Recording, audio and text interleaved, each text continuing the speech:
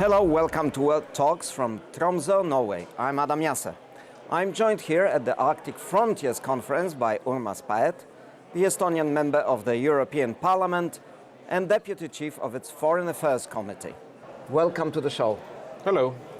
So, the title of this conference is At the Turn of the Tide.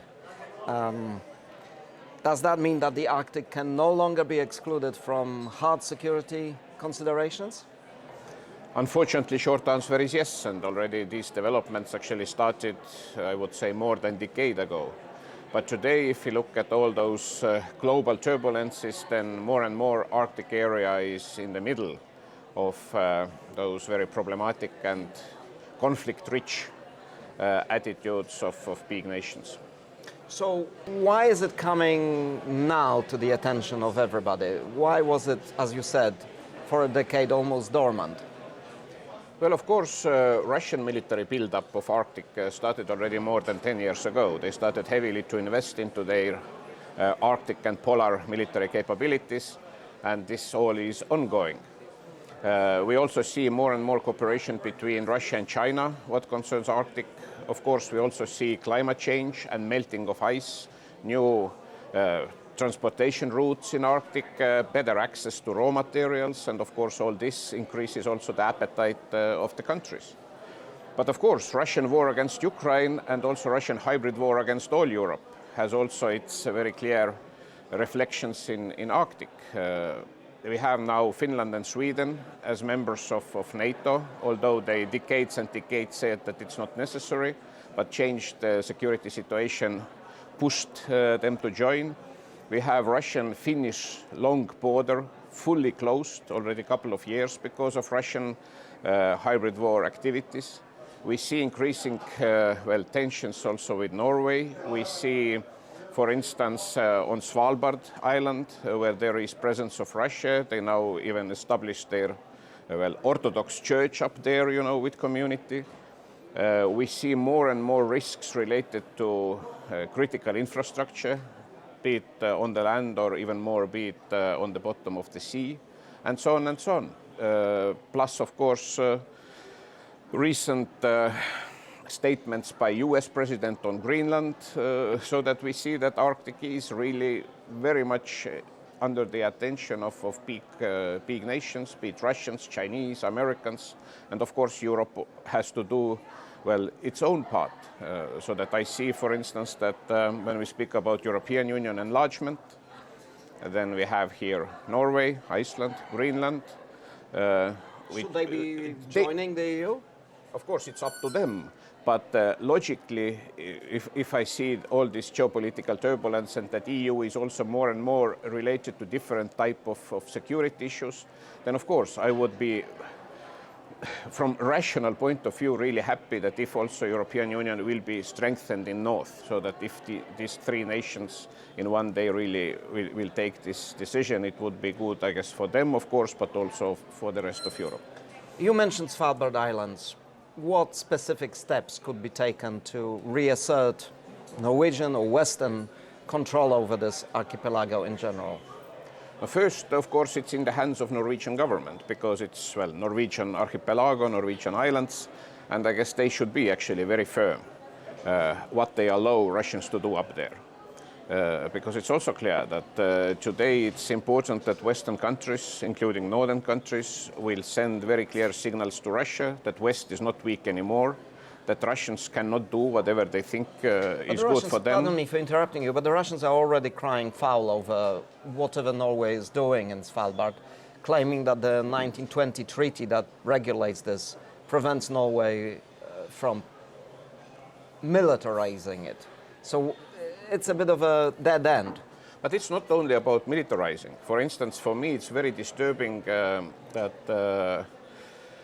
that Russia clearly established up north there the Orthodox Church with priests, with community. We all know that at the moment Russian Orthodox Church is not just, religious organization, but it is it's very, important also weapon of Putin's regime, especially in international affairs. So that also, I guess, West at this stage should look very carefully into all of kind different kind of Russian activities. So it's not the issue of purely military presence, but also ideological presence, propaganda war issues, all different aspects of hybrid warfare. So that in this sense, West has to be very careful and very firm, not allowing Russia to step forward in any of different kind of activities. Do you see a risk that there could be some kind of incident around Svalbard Islands that Russia will exploit to, I don't know, to conduct a military intervention, for example?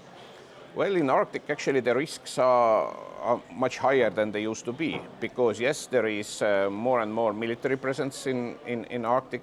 Russians are doing lots of military exercises in Barents Sea area and in Arctic as such. Of course, always there is risk of, if you have very intense military trainings ongoing, there is risk of accidents, risks of mistakes, which can then lead to the escalation. But of course also the natural resources. If there is better access to Arctic natural resources, as I said, China together with Russia is very much there. They have very high interests which also might be in conflict. Plus, of course, also American rhetorics and policy vis-à-vis Greenland does not help, because what we know from history is that Russia always tries to put every issue mirroring, so that if Americans do this or that, Russians also want to do the same type of thing, So are you saying because President Trump is saying that the Arctic is now an area of geopolitical rivalry, then it's a self-fulfilling prophecy? No, I think that this actually is already there, there is nothing new. But the problem is that if Trump says that he wants to take Greenland, going against its NATO ally Denmark, or against Europe as such. So it, in this sense, may create unhealthy ideas also in the Russians' head. So they're saying, if the Americans can do it, we can do it. Yeah. Right. Let me switch subjects now. The EU is now discussing how to manage relations with both the US and China. Is there a risk that the EU will overreact to President Trump and make itself dependent on China as it made itself dependent on Russia a decade ago? Well, I don't think that this will be the case.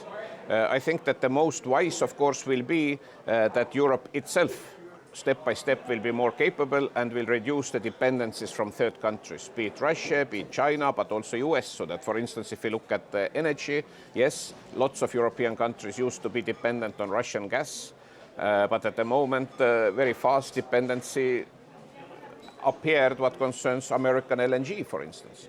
And that's why also the northern part of Europe, including Norway, is absolutely important, because they have resources. They know how to, in this sense, in a very clean way, to deal with these issues. There are still lots of renewable energy resources in northern part of Europe which are basically unused. We need investments into infrastructure, into connectivity with the rest of Europe, so that in this sense the best tool is to get rid of strategical dependencies for Europe. And this is that if we in Europe produce ourselves enough energy, for instance, or we here in Europe are finally capable to protect ourselves or defend ourselves, and so on and so on. Do you believe Europe needs its own version of drill, baby, drill? No, I don't think that we have to speak in the language of slogans. In this sense, no, but you know what I mean. I mean, Europe is energy dependent. True. It imports all fossil fuels. No, but I guess we should not put all the eggs into one basket, so that if you make at the moment the plans and also investments, nuclear energy should be there. I guess I agree with present, of course, German Chancellor that the decision in Germany to get rid of nuclear power plants was a mistake. So that there should be mixed nuclear energy, renewables, there is lots of potential. But yes, of course, if there are oil and gas resources in Europe, yeah, we should use them. So that Norway, in this sense, is a very good partner. Right. Germany seems to have won Poland's backing for a new coalition of the willing within the EU. They're calling it E6. So this comprises the biggest economies: Germany, France, Italy, the Netherlands, Spain, and Poland. So this is roughly 70% of EU GDP. Is this a good development for the EU? Well, we all know what are the problems of the EU at this stage. And this is that EU as such was not designed to be very effective during crises, during crisis times. So last year we already saw that the coalition of willing what concerns defense and security appeared. There are also UK, Norway, which are not EU members, are on board, and at the same time there are few EU member states which actually don't want to do anything about defense or don't want to support Ukraine or pressure Russia and so on. So it means that from very, I would say, pragmatic and tactical point of view, this kind of willing coalitions, be it the coalition which you mentioned on, I don't know, business or economy, scenery, or security and defense issues. On the other hand, I guess that it's at this stage better than nothing and just stuck to the never-ending story of vetoes or consensus seeking. So traditionally smaller EU countries were very suspicious of such clubs within the club because it sort of facilitated bigger countries making all the important decisions over the heads of smaller countries. So how is it viewed from your country, from the Baltic states? Well, in final end, of course, I don't believe that it will be so, how to say, special and strict community. What I actually feel, and there is need that, yes, also bigger European countries, they simply have to communicate to each other much better, and in this sense to have European interests and not so much their national interest. And this has been the problem for Europe for already, I guess, a decade or more, that on the one hand, there is language that, well, Europe and Europe's impact globally and developing of our internal market and so on, but de facto, or looking at the facts, then still also big, especially some big EU member states, they have been more and more nationalistic and protectionist.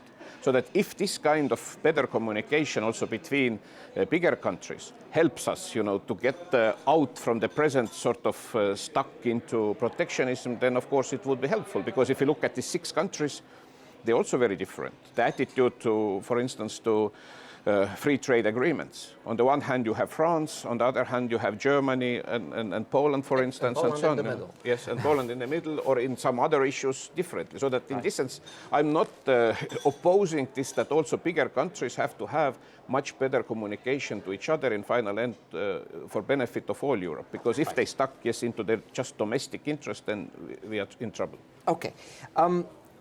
German Chancellor Friedrich Merz said last week that there is no way Ukraine can join the Union through a fast-track procedure into 2027. He said, however, that it can begin integrating with the EU ahead of full membership.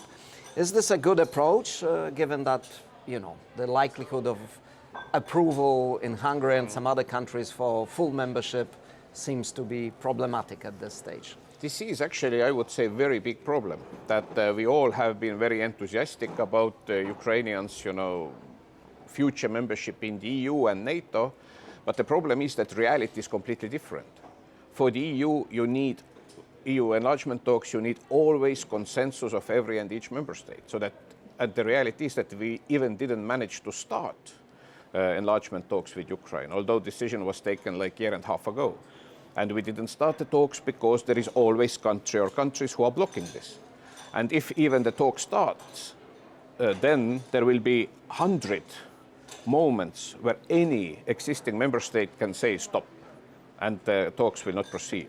So that in this sense, I guess it's absolutely vital to find now the way how to engage with Ukraine so that there will be no, disappointments, but also no false promises, which we cannot fulfill, as long as the procedures how to get new members will not be changed. Because if you look at the moment at the Copenhagen criteria and legislation, so how it should be there, there is no, it's true, there is no short way to So to the get fast into. track is political, but not procedural. Politically, you can have fast track for NATO. Because in NATO, yes, you need just political decision of all existing member states. But for the EU, there are huge amount of procedures, huge amount of possibilities to any country to stay stop at any moment. So that, and that's why I guess that today, yes, we should not just sit and wait. Maybe one day the talks with Ukraine will start, but already now Europe has to be very active to find the ways to cooperate with Ukraine so that if they are not even members, we can do it. But we have examples. The same Norway is not member of the EU, although our cooperation and agreements are very strong and close and then some other countries in Europe as well, who are not members, but they are very, very close. Right. Finally, one question. Should the European Parliament investigate the extent to which the late sex offender Jeffrey Epstein built ties to political decision makers in Europe, and also his ties to Russia? Well, I guess the more clarity we can get, the better, of course, it is, because there might be connections which still are there, which still are influencing here or there some decision making. So the short answer is yes, but I think that technically it is easier to do on the level of concrete countries, but well, why not also on the EU level? So should the EU, is there a procedure that the European Parliament could start here? I guess it would be quite complicated, but in final end, if there is will, it's doable. Yeah? As in all issues, if there is will, if there is political will, then most of things are doable. Urmas Paet, thank you very much for talking to us. Thank you for your interest. Thank you for watching World Talks. I'm Adam Jasser.